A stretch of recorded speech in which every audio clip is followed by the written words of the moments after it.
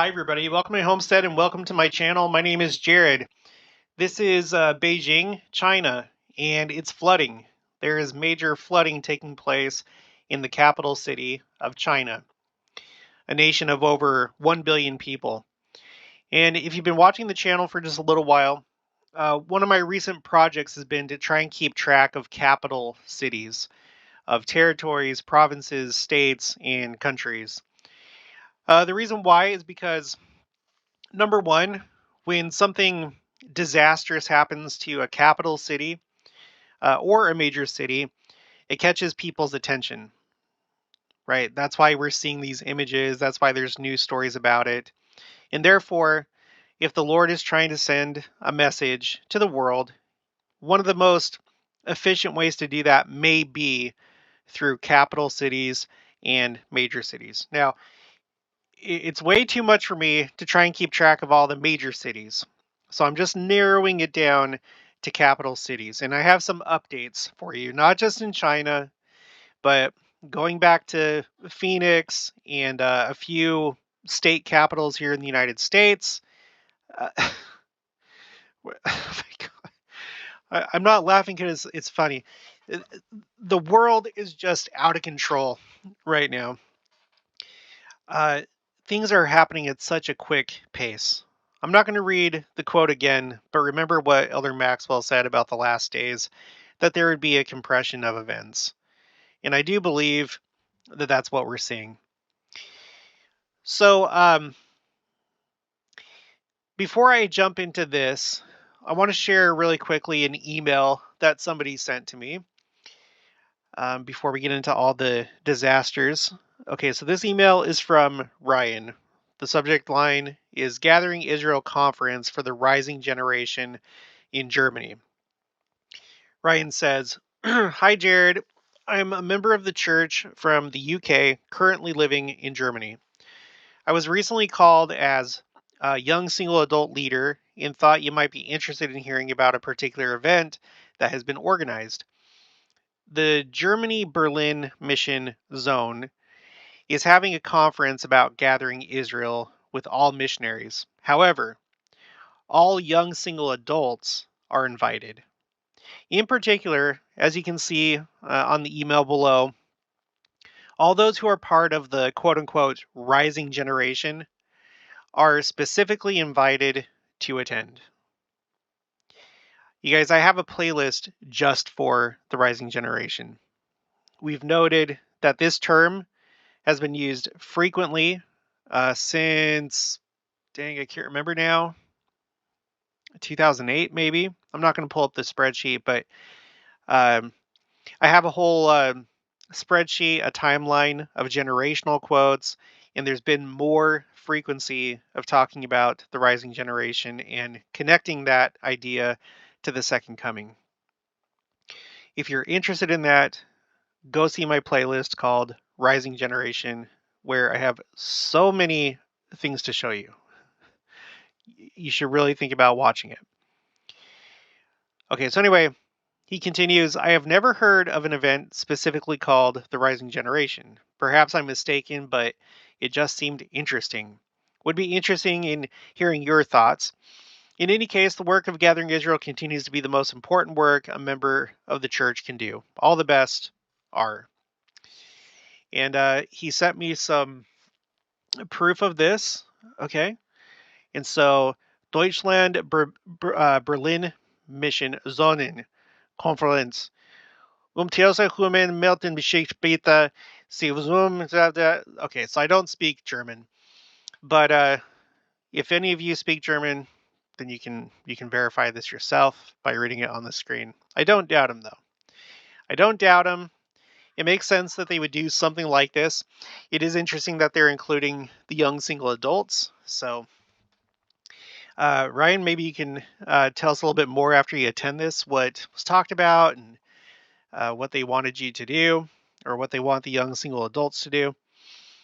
So very interesting. Now, Mindy, okay, going into the disasters, I first found out about this Beijing flooding from Mindy of the Temples of Jesus channel. Here it is right here. This is Mindy. So make sure to subscribe to her. I'll put a link for her channel in the description below. And she's also under my featured channels. So you can go there as well. But anyway, she let me know about this, and she sent me an article that we're going to look through and look at the details of this event. But first, I thought we might just take a look at some of these videos on X. It's really weird calling it X instead of Twitter, but I think that's what you're supposed to call it, even though it's still twitter.com. If you don't even know any more about that, let me know. But okay, so Beijing, again, capital city of China, one of the largest countries in the world. Uh, if not, I think India has more. Let's see, list of countries by population. It's either India or China. Oh yeah, China. Okay, according to this Wikipedia article, China is in the lead as far as population goes. Okay, so think about all the people in China, all 1.4 billion of them. I'm sure they're all aware what's happening in the nation's capital. So it's a significant portion of humanity, in fact, because the world is currently uh, well, it just recently reached the 8 billion mark. So 1.4 of those 8 are Chinese. So let's think about it in those terms. Okay, so going back to X, there's all these videos. Now, I can't confirm that all of these are Beijing itself because it affected a much wider area than just Beijing. This is as a result of Typhoon Doksuri. I thought I saw another name. I can't. Okay, we'll wait till the article to. But it was as a result of a typhoon. In other words, a hurricane or a cyclone, whatever phrase you want to use. Looks like there's. I don't. I can't tell if that's like those are brake lights or if that was a police car or emergency vehicle. Let's look at it again because they seem to go off right there. I don't know. Obviously, you can go to my X account and I retweet as many significant things as I can possibly find. Here's a warehouse. It says this is from Inconvenient Truths by Jennifer Zhang. So I guess she's probably a climate activist. I don't know. Flooding in Beijing courier warehouse today. So, okay, so this one's in Beijing, and look at all the, I don't know, merchandise, goods, whatever that is, floating away from the warehouse. This guy's, oh no, he's climbing up to the roof. Um, Massive flooding in China opened a huge sinkhole. This is from Barbara T. Of course, like I said, I cannot confirm a lot of these things, so you have to take it with a grain of salt, but I do believe, I don't really doubt any of the ones that we're seeing. Chaudhry Perez or Parvez, record rain in Beijing, over 500 millimeters of rainfall in 24 hours. The weather station data has been interrupted and the rainstorm is still going on. He posted this on the 30th of July, which at this point was 4 days ago. China floods. Oh my gosh, just a river just rushing down the street, taking everything with it, cars included. Let's see, this is from Vortex. There were plenty of scenes of catastrophic flooding in Beijing, China. This here is from the Beijing Daxing International Airport, where the tarmac is heavily flooded. All the flooding is due to the remnants of Typhoon Doksuri. All right. That is wild. I don't think I've seen, I'm sure it's happened before somewhere else in the world, but I've never seen flooding at an international airport like this. That's crazy. More flooding. Not sure that this is Beijing. I mean, this person says flood in Beijing, China. I don't, maybe that's like the outskirts of Beijing. I'm not sure. China, Laishui County in central Hebei province has suffered severe damage with the floods, and essential aid has not reached there yet. A video shows flood water reaching the ground floor of buildings. So, I mean, man, you can see that this is absolutely catastrophic. Who knows what the damage has been? I'm sure those figures will come out at some point. We do have some figures on fatalities and missing and stuff like that. We'll go over that in just a second when we look at the article. But this is the type of thing that sends messages to those that are willing to open their heart and willing to listen to the Spirit. It's a message. It's a message from the Lord. Everyone knows that disasters in the last days, that usually everyone usually connects that with the end of the world. You know, even if you don't have that belief, you're still surrounded by this idea of the end of the world being accompanied by catastrophe, and that's probably mostly come from the Bible, Christianity, Judaism. I don't know. I'm sure there's some other religions that have some end of the world type beliefs, but for those that are just kind of going about their daily lives, not really paying attention, this is hopefully a wake up call, because there are people that, um, you know, their lives are being taken from them um, while this is happening. So hopefully, good comes from it.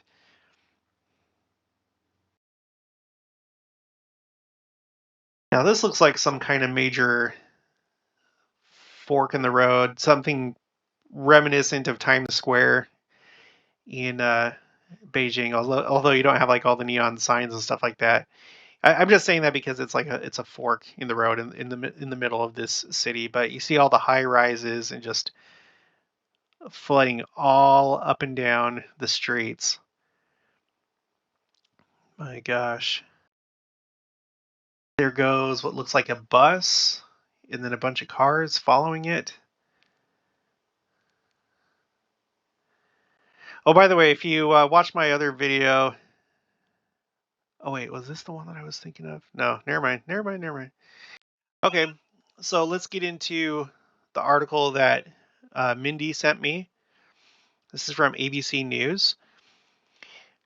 Beijing records heaviest rainfall in at least 140 years, causing severe flooding and 21 deaths.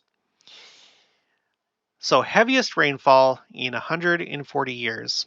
But there's more. Zhuao, China. China's capital recorded its heaviest rainfall in at least 140 years over the past few days as remnants of Typhoon Doksuri deluged the region, turning streets into canals where emergency crews used rubber boats to rescue stranded residents. The city recorded 744.8 millimeters, which is 29.3 inches, of rain between Saturday and Wednesday morning. Saturday and Wednesday. Yesterday was Wednesday. I'm like lost every single day. I always have to check the calendar what day it is. Okay. Beijing and the surrounding province of Hebei were hit by severe flooding because of the record rainfall, with waters rising to dangerous levels. The rain destroyed roads and knocked out power and even pipes carrying drinking water. It flooded rivers surrounding the capital, leaving cars waterlogged while lifting others onto bridges meant for pedestrians. The number of confirmed deaths from the torrential rains around Beijing rose to 21 on Wednesday. So, and I think that's the most recent figure that I've seen. Um, this is dated, what, 2 days ago? Wait, on Wednesday? So it's talking about last Wednesday then? Must be talking about last Wednesday. Beijing and the surrounding okay, no, I already read that. Wang Hong Chun, 41, was with other rescuers in a rubber boat when it flipped over in a rapidly flowing river. 4 of her teammates survived. At least 26 people remain missing from the rains. Nearly 850,000 people have been relocated, local authorities in Hebei province said. Um, the previous record for rainfall was in 1891. The Beijing Meteorological Bureau said Wednesday, when the city received 609 millimeters or 24 inches of rain. The earliest precise measurements made by machines are from 1883. So this was huge. And I'm sure that Beijing and the surrounding areas affected are more populated than they were back in 1891. There are a couple other details. This is from Forbes. Let me just read a few of these. Since Saturday, the Chinese capital has recorded 744.8 millimeters or 29.3 inches of rain, according to the Beijing Meteorological Bureau. In a post on Weibo, the agency said this is the heaviest rainfall Beijing has received since at least July 1883, when the city began keeping rainfall records measured by instruments. So who knows? Who knows how far back you can really go? Because this goes back to the time when they started record keeping. Uh, the heavy rains have caused severe flooding in the region, resulting in at least 20 deaths, while dozens of other people remain missing. The extreme downpour has been caused by the remnants of Typhoon Doksuri, which struck the southeast region of the country last week. Outside the capital region, the neighboring province of Hebei has faced the brunt of the flooding, with rescue efforts now focused on the city of Zuozhou, from where more than 125,000 people have been evacuated. All right, so anyway, this is a major happening that we should probably take note of. That's happened in another very major capital city in the world. Let's move on to Canada. All right. Now, it turns out, that we did a video talking about all the wildfire smoke and how it's covered many capital cities throughout Canada, and then also throughout the United States, and then even over across the other side of the Atlantic Ocean, Lisbon and Madrid in Portugal and Spain, respectively. So I found this significant in case you didn't watch those videos, because this is a massive event that's taking place. In fact, this is the largest or the worst wildfire season that Canada has experienced since records began. And it's an event that's causing so many major and capital cities and small towns and everywhere. It has caused at one point or another so many of these cities to have their skies darken, the sun darken, and the moon turn to blood. All around the same time, a relatively small window of time. It's just been going on for a couple months now. It basically started toward the end of, or well, we'll look at the thing, but like it started in May sometime, and it's still going on. In fact, if we look at Zoom Earth, you can still see the smoke. You can differentiate between the clouds and the smoke, because the clouds are white and then the smoke are, well, it's this grayish smoky color. And it looks like it's pretty much still all throughout Canada for the most part. Of course, there's some clouds and stuff in the way.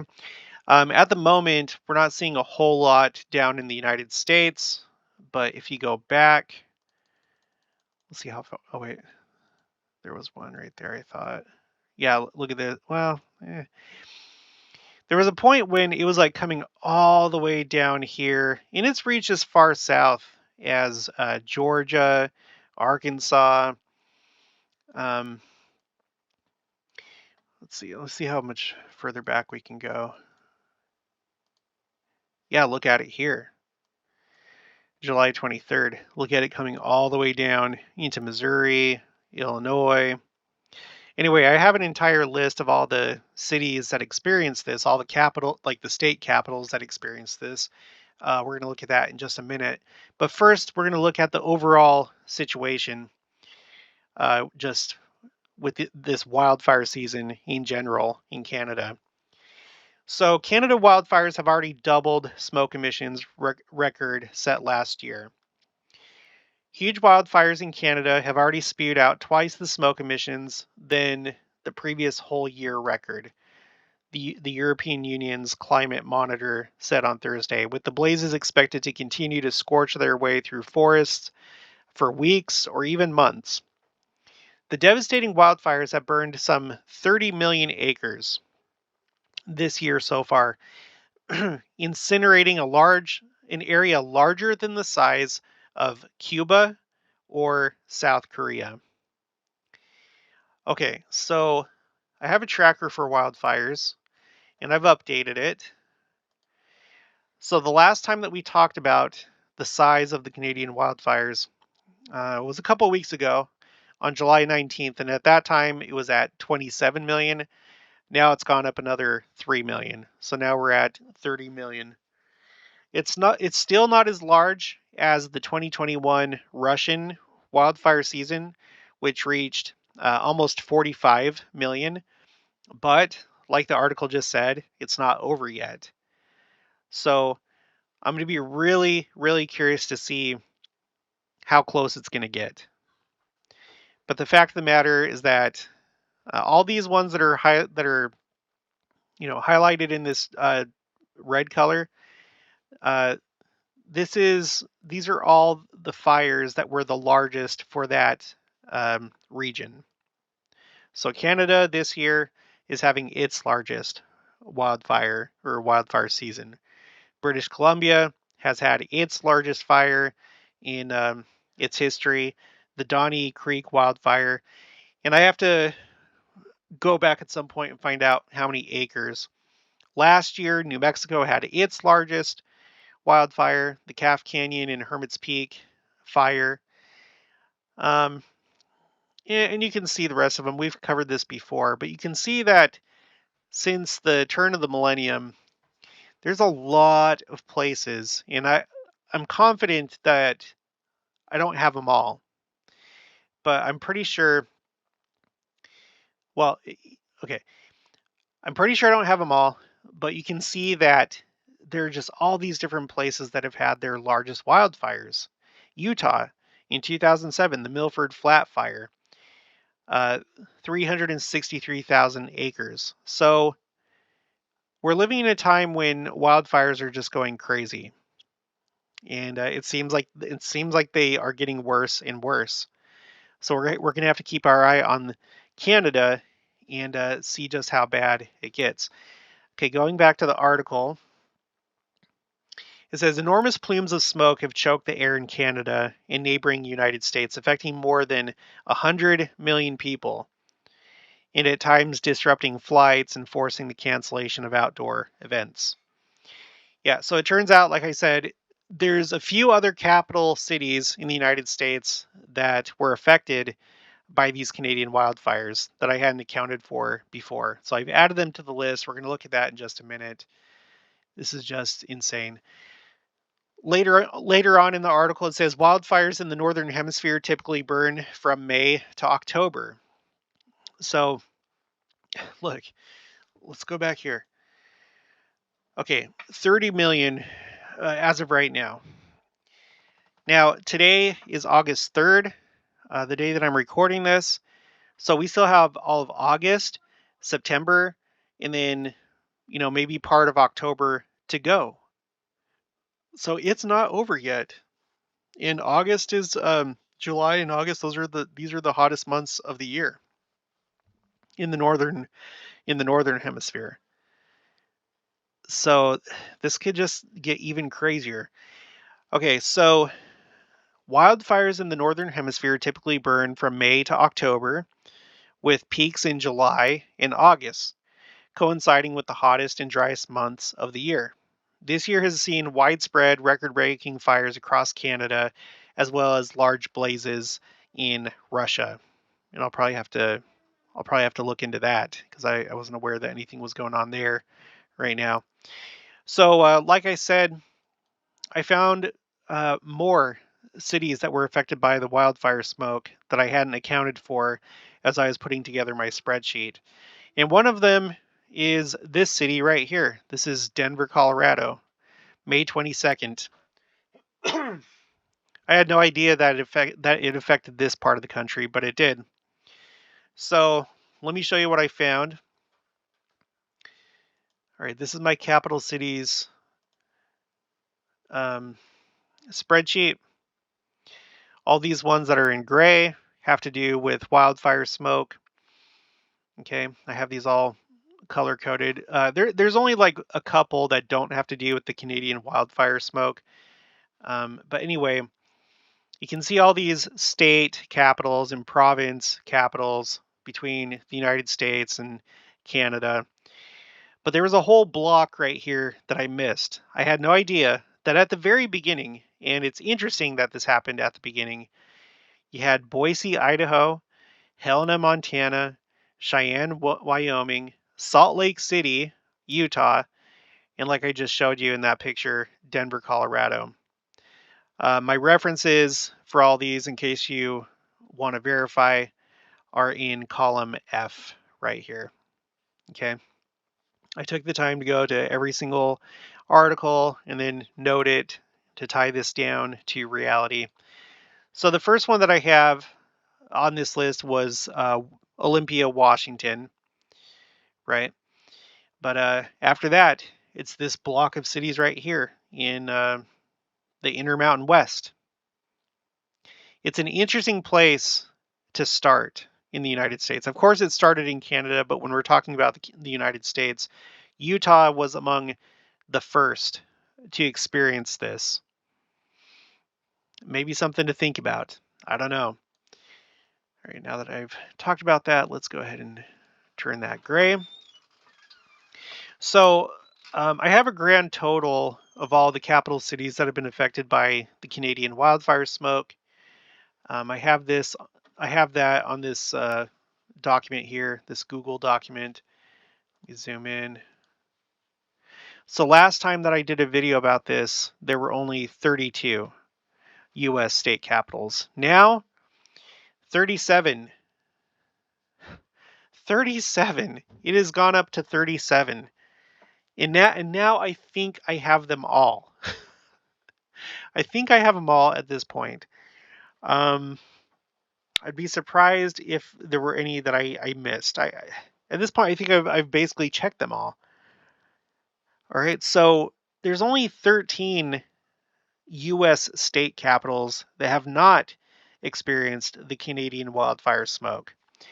And then with Canada, 11 of 14 provinces and territories, and then 4 national capitals that I'm aware of right now. The United States, Canada, or so Ottawa, Canada, Washington, D.C., Lisbon, Portugal, and Madrid, Spain. So, and that doesn't even count, again, that doesn't even count all the major cities like New York City, Philadelphia, Chicago, Seattle, places like that. Because they experienced it too, a lot of them. So this is a major event taking place this year. One that I don't know how many people are paying attention to, except for the people that live in these places. We haven't really had any of this in Kansas, so I haven't really seen it myself. But again, hopefully people are waking up when they see their city look like this. One day they wake up, their city looks like this. And there's plenty of statements that you can find on Twitter or in news articles where people describe it as apocalyptic, especially when it was happening in New York City and Washington, D.C. There were all different shades of colors that the sky turned, from orange to brownish to yellow to all these different things. They couldn't see the sun rise one day in New York City because the smoke was so thick. And it looks pretty thick here in Denver, so who knows if they saw the sunrise on that day and how it looked throughout the day whenever it appeared, and then how the moon appeared. You see what I'm saying? So Really intense. Okay, now let's move on to Phoenix. Okay, because it looks like this ongoing record of the number of consecutive days where the temperature was 110 degrees or higher. Uh, what was I just saying? It looks like that record has finally, it's now complete. Okay, so this is the record. Phoenix suffers a record 31 straight days of 110-degree highs, and more heat is on the way. Great. So let's take a look at this. And by the way, I have this on my spreadsheet. Let's go toward the top of it. So I got China right here. The Beijing, China flooding is the most recent happening. Is that it? Oh, I got it. Okay, and then we have Phoenix. Okay. Oh, I should have written what it was before. Dang it. I think what it was before the last time that we visited this, it was somewhere in the 20s, in the low 20s, but now it's reached 31. Okay. And then the record for I, now this one is not for consecutive days, it's just for the month of July, but the month of July had record number of days at a low of 90 or higher. So the low for the day was, you didn't get any cooler than 90 degrees. So 19 days in July. Okay. And it's going to mention that here in this article. So, okay. On Monday, Phoenix finally stopped adding new notches to its record of consecutive days with temperatures of 110 degrees Fahrenheit or higher. But more hot days are just around the corner. Yeah, that's true. I looked up the forecast, and this is what we got. Friday, 111. Saturday, 113. And then it stays at 110 or higher for the entire 10-day forecast. So maybe they're going to break it again soon. Maybe in August it's going to go beyond 31 days. I don't know. I guess we'll just have to wait and see. But um, okay. The temperature at Phoenix Sky Harbor Airport reached 108 degrees Monday, according to a social media post from the National Weather Service in Phoenix. So it seems like that may be the one day that broke the record. And if it hadn't been for that day, I can't say this for sure. I don't know if there was like another day after that or something. But if this hadn't dipped down, it seems like the record would still be going strong with no end in sight, according to this forecast. The high on Monday ended the 31-day record of consecutive days of high temperatures of 110 degrees Fahrenheit or higher. The 31-day streak blew past the previous record of 18 consecutive days set in 1974, according to the Weather Service. Yeah, I'll say. And hey, look, let's just say that instead of 110 degrees, let's just lower it to 108. Then it really blew that record of consecutive days 108 or higher. I wonder if they're gonna like come out with an article that says that, because 110, that's just kind of an arbitrary number. It's just because it's a multiple of 10. But hey, just lower it down to 108, and it's even worse. Okay, while the reprieve was desperately welcome, temperatures are due to start climbing again Wednesday. The Weather Service said in its Tuesday bulletin. Okay. The Phoenix Urban Heat Island has twice the signature of the global impact. The urban heat island largely keeps night temperatures warmer, Saffel told CNBC, and then continues. In July, night temperatures did not cool off below 90 degrees Fahrenheit on 19 days and set a new record max minimum temperature of 97 degrees Fahrenheit. That means it didn't cool off below 97 degrees Fahrenheit that night. So not only 19 days of 90-degree lows or higher, but a record-breaking 97-degree low for one night, if that makes sense. The brutal month made July in Phoenix the hottest month on record for any U.S. city, with an average temperature of 102.7 degrees, according to data posted on a social media account of the Arizona State Climatologist and Arizona State Climate Office. All right, is that all that I have for this one? Yes. Now, so actually, let's go back here. I think I already have that 97. Yeah, it's down here. So on the 19th of July, that's the day that they had the all-time warmest low, which was 97 degrees. So that was earlier in the month of July. Well, more toward like the middle of the month. And then you have these two separate records that just took place. Oops. This one? Yes. And then on the 22nd of July, record temperature of 118 degrees Fahrenheit was reached Saturday, beating the previous record for the day of 116 degrees in 2006. So, all sorts of different records happening in Arizona, across the world too, including here's one from Utah, Salt Lake City, Utah. We covered that. Oh, by the way, I had to take off one of these flooding events because I mixed it up with Frankfort, Kentucky. It was actually Frankfort, Michigan. Somebody pointed that out. I just didn't read the article close enough. So I always welcome correction if I miss something or if something's misspelled, if formats are off, or just let me know and I'll correct it. So I had to take that off, but you still had these flooding events in July in Croatia, Serbia, Russia, and Nova Scotia. Yeah, just man, think about that. Moscow, Russia, had unusual flash flooding, and we looked at the pictures and stuff of that. Not nearly as bad as what's happening in Beijing, but there was all this crazy flooding happening in Moscow, a very important country, a powerful country.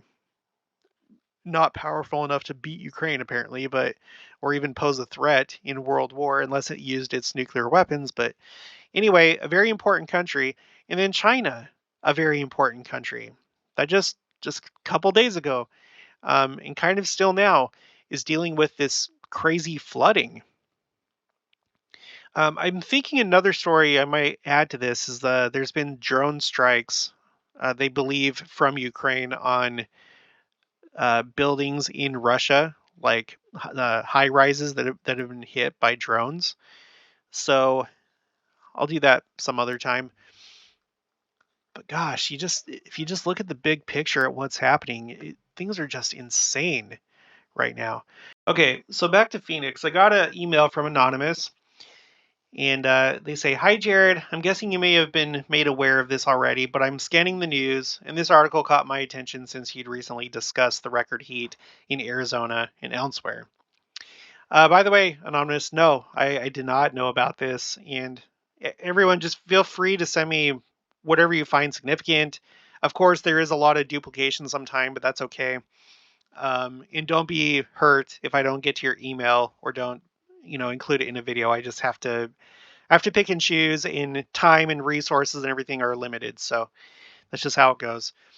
All right, continuing, Anonymous says, "I've never heard of people getting life-threatening burns just from touching the ground." Just from touching the ground. This is talking about Phoenix. Aside from hot springs or volcanoes, obviously. So now we're likening Phoenix to volcanoes.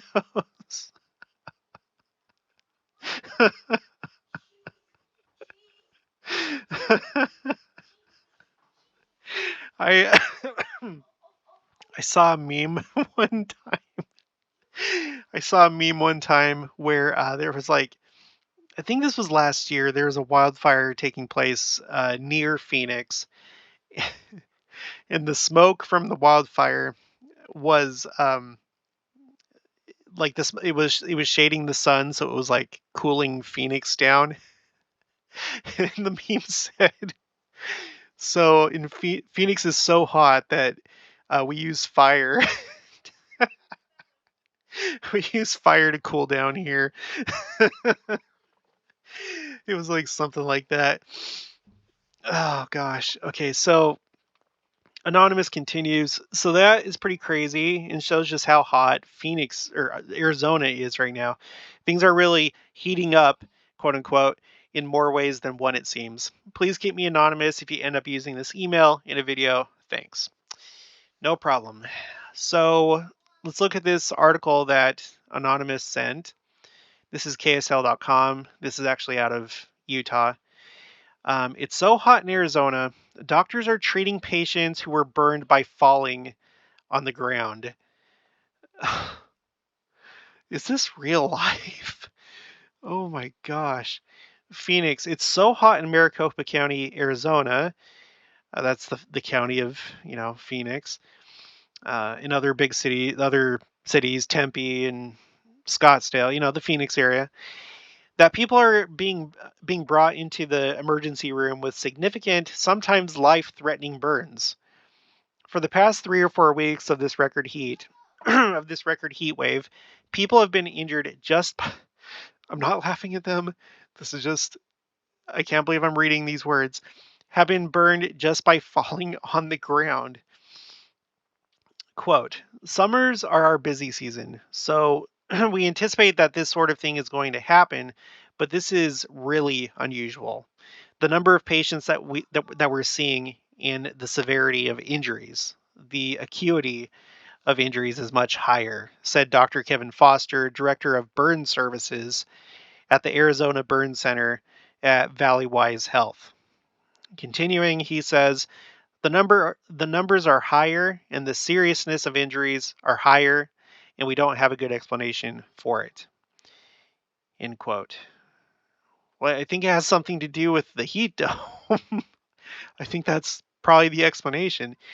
Uh, every single one of the 45 beds in the burn center is full. He said, and 1/3 of patients are people who fell and burned themselves on the ground. That's an interesting thing I didn't catch the first time. 1/3. There is a lesson in that. In the book of Revelation, and I don't need to tell you if you've read it, it keeps bringing up the theme of 1/3. And a lot of people tend to think of that in absolute terms.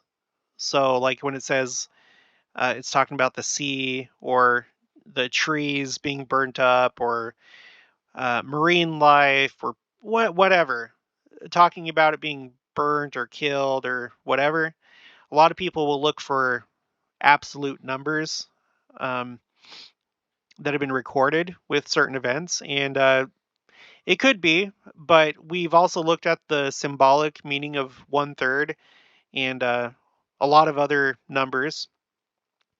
And 1/3, you don't even have to look into it too far. You just look to the pre-existence and what happened in the Grand Council before we came to Earth.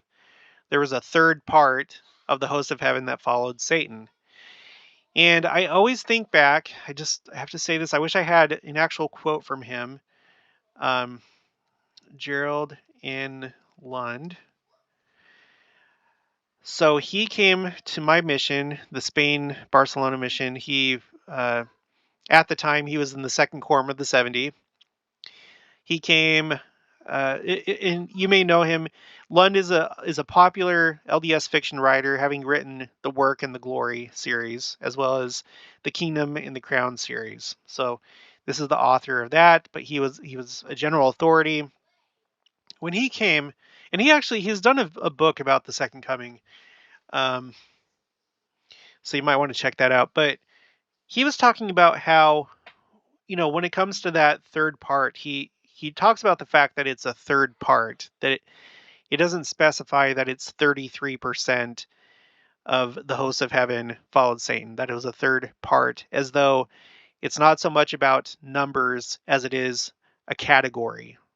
So if you have three categories of people in the pre-existence, one category decided to go with Satan. I'm gonna have to see if there's any other statements about that. Huh. Maybe, I'm gonna look that up after this video. That's gonna be the first thing that I do right after I'm done with this. See if there's been any other statements by other general authorities, apostles, prophets about 1/3. Anyway, so when we're reading the book of Revelation, I think that it's talking about a category of people. In that when it's talking about trees, when it's talking about fish and marine life and stuff like that, I think that those things will actually happen in nature, but that they're symbolic of people, of the human family. Because interestingly, just like how a third part didn't come to this earth, as we move into the millennium, there's going to be a third part that doesn't move into the millennium. And that third part are those that are living a telestial law. It's only going to be people living a terrestrial and celestial law currently that are going to be continuing forward. So it seems to me that this concept of a third is kind of like a pattern. So, but yeah, if it shows up in reality, I think that even in reality, it's meant to point our minds toward the book of Revelation and the millennium. So every single one of the 45 beds in the burn center is full, he said, and 1/3 of patients are people who fell and burned themselves on the ground. There are also burn patients in the intensive care unit, and about half of those patients are people burned after falls. Jeez Louise. I can't even imagine what that's like fast. I've fallen a number of times. I've fallen a number of times in my life. But I get up pretty quick. Uh, unless I'm making a joke out of it, which I've done that too. Geez. Okay, so on a hot day, asphalt can easily be 40 to 60 degrees hotter than the air. You see that? 40 to 60 degrees. What is that in Celsius? Let's see. 40 degrees Fahrenheit to F to C. So 40 degrees Fahrenheit is 4.444 degrees Celsius, and 60 is 15. So from 4 to 15 degrees Celsius hotter than the air. Okay, so last Thursday, the temperature reached 119 degrees Fahrenheit. Oh my gosh. So 40 degrees hotter than that is 159 degrees, or at its extreme, oh my gosh, 179. 179. That's 81 degrees, 81.667 degrees. Well, it's probably repeating 6, probably just rounded. 81.6 degrees Celsius.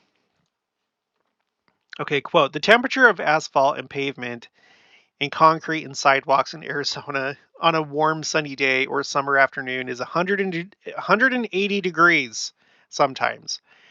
I mean, it's just a little below boiling, so it's really something, Foster said. It can take only a quote-unquote fraction of a second to get a pretty deep burn, he said. For people who have been on the pavement for 10 to 20 minutes, the skin is completely destroyed, and the damage often goes down deep, meaning it's a third-degree burn.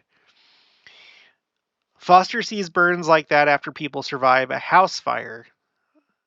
These are really serious injuries, he said. Patients with third-degree burns will require multiple surgeries and have to spend weeks or even months in the hospital. Oh, that would be awful. And have years of reconstructive surgery and therapy. It is a really substantial injury, Foster said. Oh gosh, burn injuries. My heart goes out to those people. I hope that you listening are not one of those people, or if you are, my prayers are for you. I pray for you. Okay, let's go on to the last one here. This is from Karen Howard. 5 feet below the surface of the water, it's 101.1 degrees. Could make for an extremely dangerous hurricane season. So she's talking about the water off the coast of Florida. I pulled up an article. I pulled up not the article that she sent, but the most recent one because I wanted to see if they've had time to confirm this. So far, they haven't, but let me just read what the article says. So this is from PBS. South Florida water temperature hits triple digits, may have set world record for warmest seawater. This is from July 26th. The water temperature around the tip of Florida has hit triple digits. Hot tub levels. As hot as a hot tub. 2 days in a row. Meteorologists say it could be the hottest seawater ever measured, although some questions about the reading remain. Skipping down, scientists were careful to say there is some uncertainty with the reading, but the buoy at Manatee Bay hit 101.1 degrees Fahrenheit, which is 38.4 degrees Celsius, Monday evening, according to the National Weather Service meteorologist George Rizzuto. Rizzuto. The night, the night before, the night before, that buoy showed an online reading of 100.2 degrees Fahrenheit, which is 37.9 degrees Celsius. That is a potential record. This is a hot tub. I like my hot tub around 100, 101, which is 37.8 to 38.3 Celsius. That's what that's what was recorded yesterday, said Yale Climate Connections meteorologist Jeff Masters. If verified, the Monday reading would be nearly 1.5 degrees Fahrenheit higher than what is regarded as the prior record set in the waters off of Kuwait 3 summers ago, 99.7 degrees Fahrenheit or 37.6 degrees Celsius. Quote, "We've never seen a record-breaking event like this before," Masters said. Later in the article, it says some coral even died. This comes on top of bleaching seen last week by the University of Miami when NOAA increased the alert level for coral earlier this month. Until the 1980s, coral bleaching was mostly unheard of. But, quote, "Now we've reached the point where it's become routine," end quote. Enix said. Interesting name, Enix. Bleaching, which doesn't kill coral but weakens it and can lead to death, occurs when water temperatures exceed the upper 80s or the low 30s Celsius, Enix said. And then at the end of the article, it says, this all comes as sea surface temperatures worldwide have broken monthly records for the heat in April, May, and June, according to NOAA. And temperatures in the North Atlantic are off the charts, as much as 9 to 11 degrees Fahrenheit, or 5 to 6 degrees Celsius. Warmer than normal in some spots near Newfoundland, McConnelly said. Okay, so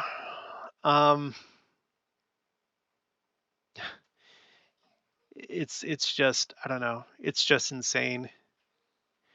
It's insane, and it can go unnoticed unless you really pay attention to it, or even better, if you put together things like this, which I don't think a whole lot of people would do because there wouldn't be much of a reason to, unless you're just like keenly interested in the signs of the times. But the only reason why I'm doing it is because I'm running this YouTube channel. But it is really shocking when you look at the big picture. And some people are still asleep, you know? And it's most likely just going to keep getting more and more intense. So whenever you see something, feel free to shoot me an email. Email's the best way to let me know about stories that come up. I'm always scanning for different stories too, whenever they come on my radar. But let's just keep watching. This is what watching is. It's watching for these crazy things that are happening. But that's going to be it for this one. So if you haven't already, please make sure to subscribe, like this video. If you liked it, leave your thoughts and opinions down in the comments below. Also make sure to share it, and I'll talk to you guys later.